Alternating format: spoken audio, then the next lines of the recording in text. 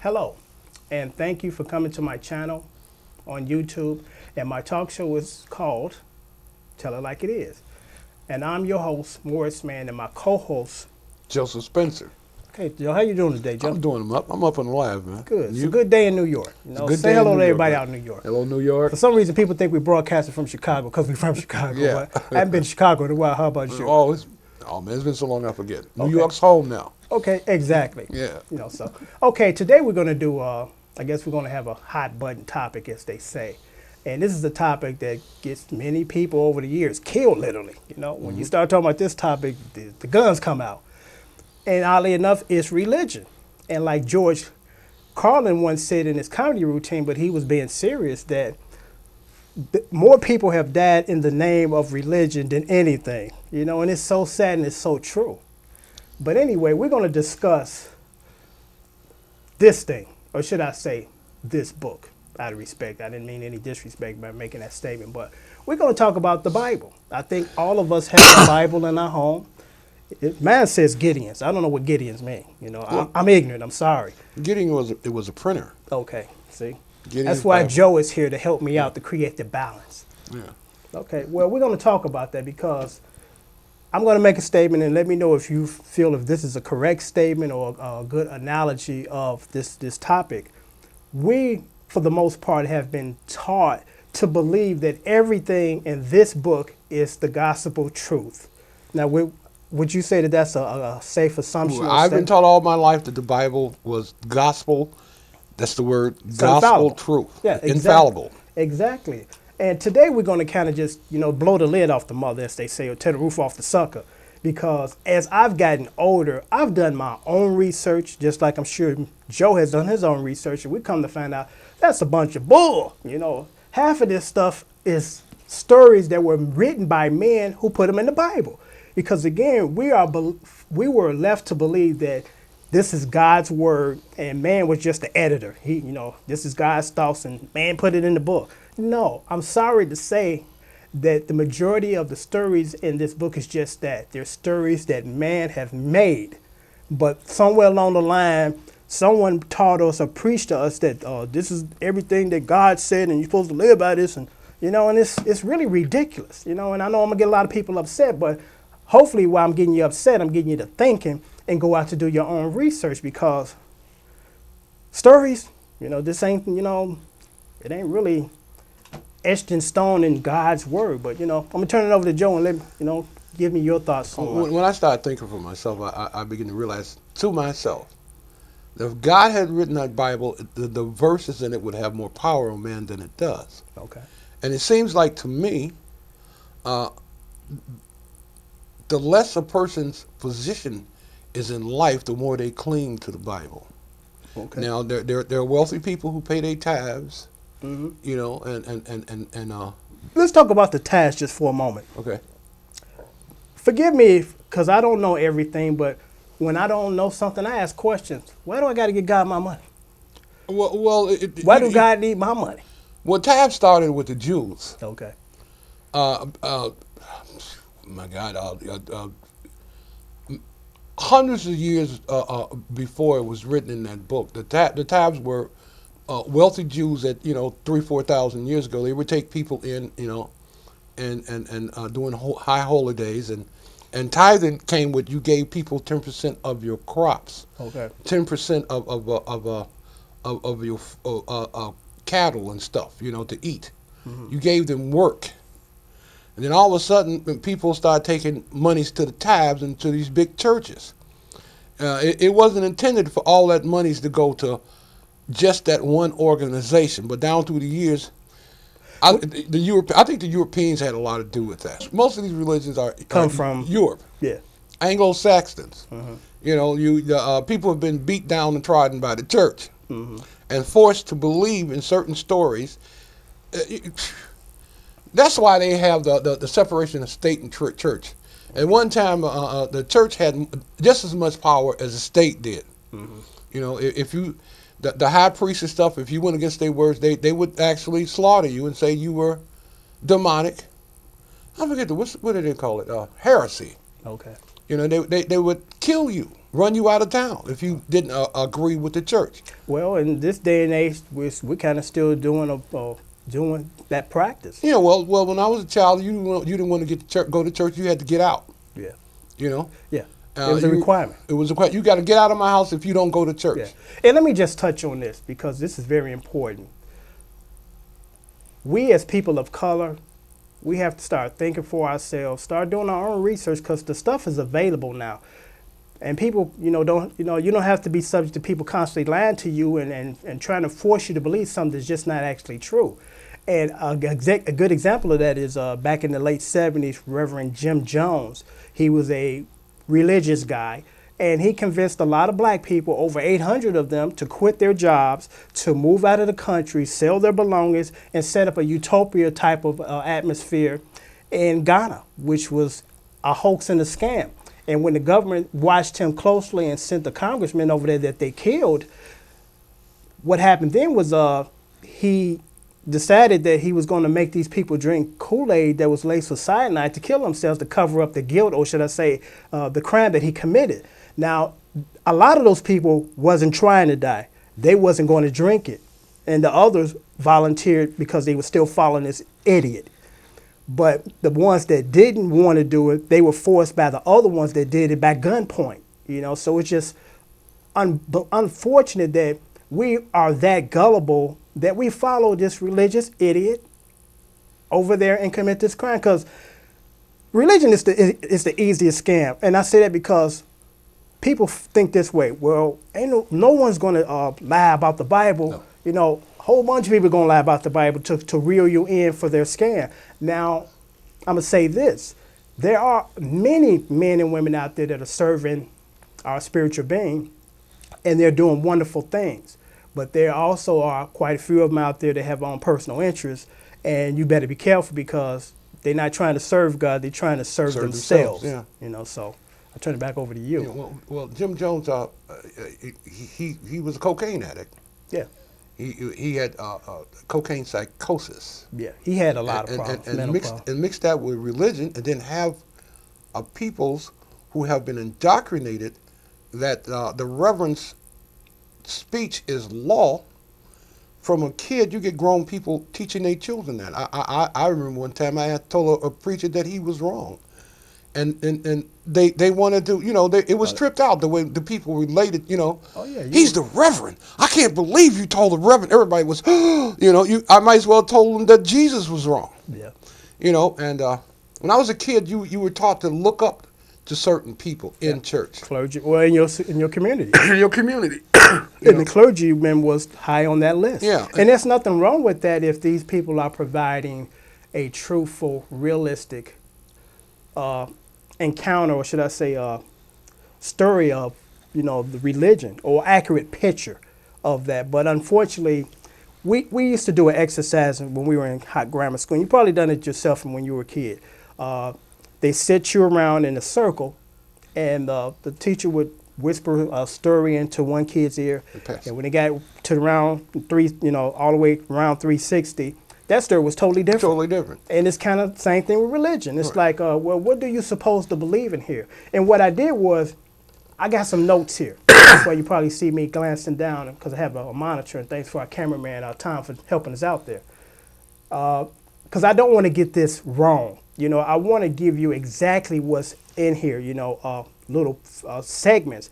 It's not Morrsman's interpretation, it's what's in here. And here's the argument that people have. Or should I say the argument that I have with people. Okay, you believe that a spiritual being by the name of God, Jesus, created this book, and man just more or less was the editor, the writer, but this was God's will and his stories. And you believe that, here's the problem I have with that. When it comes to religion, or even in law, and I'll say this first, in law, you have to obey by all the laws. You can't say, okay, well, you know what, I'm cool with not stealing, but I want to kill. You don't have that choice. Same thing with religion. You either one way or the other, and that's either you in or you out. You're not in the middle, because I give you some examples. They say that you should live by the Bible. And here are just some examples, and they're in there. Exodus 21, verse 7. It's okay to sell your daughter into slavery. That's in the Bible. That's in the Bible. Now, who's going to enforce that law? And if you don't, aren't you being hypocritical at this point now where you say, I'm going to follow some of them, but I'm not going to follow all the rest of them? It don't work that way. Either you in or you're out. I've Here's, never read here's that. another one right That's quick. amazing. Exodus 35, verses 2. Anyone working on the Sabbath, which is Sunday, should be stoned to death. Now, who's going to enforce that law, you know? So, again, the argument is if you are really committed to this, you're supposed to live by this, not pick and choose, because it's not for us to pick and choose, but that's what we do. Hypocrites, okay? Hypocrites.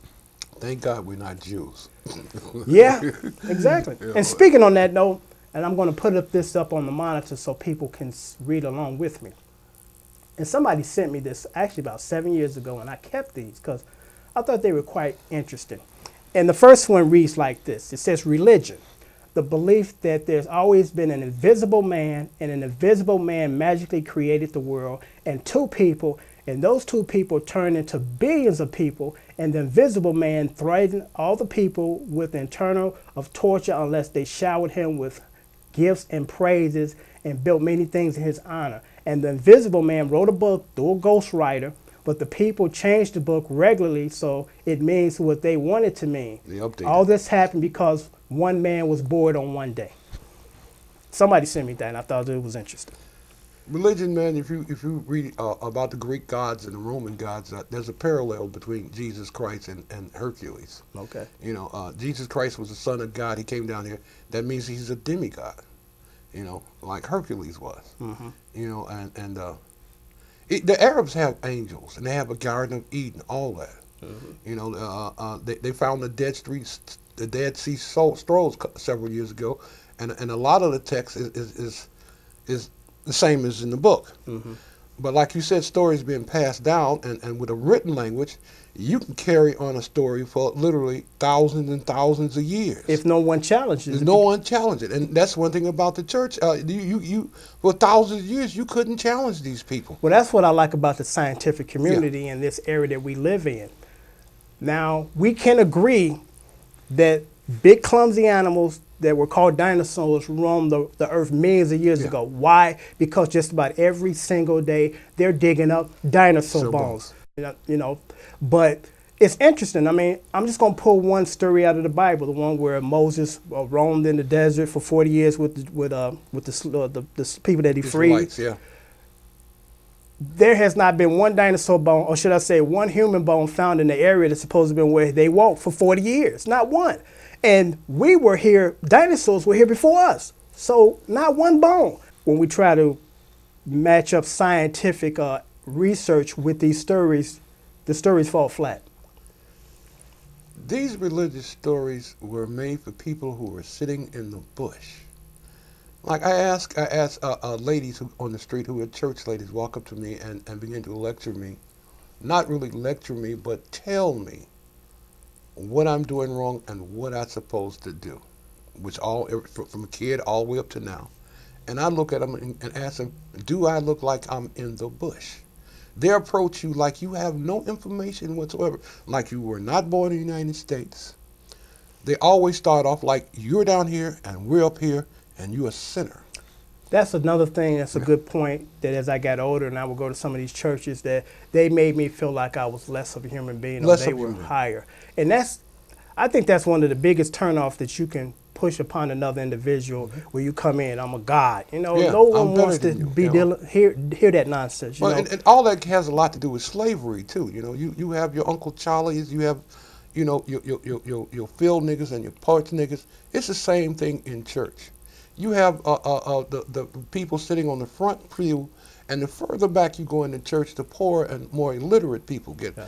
It's a status thing in church. And it's sad because you can accept that, or should I say expect that, in just regular society and work or whatever. But when you go to church, you would like to believe that this is a place where everybody's being treated equal, everybody is respected, their opinions are valued.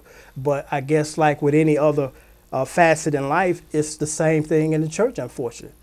You know, and it's really unfortunate because we have a lot of people that just really want to believe stuff that's just not true, and they're closed-minded.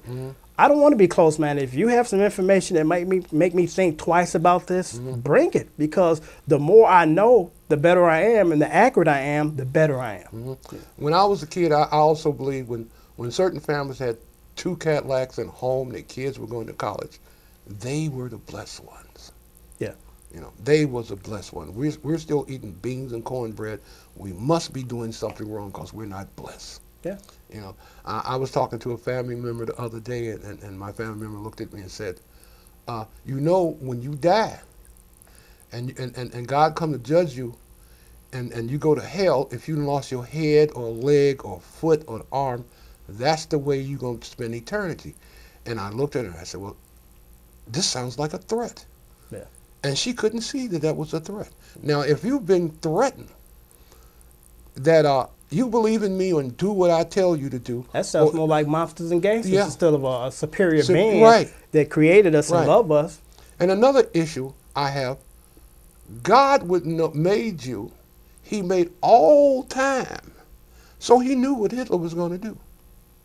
Well, it's funny that you mentioned that because I want to kind of dive in there, and it's a perfect spot to do that. We have been conditioned to think like this.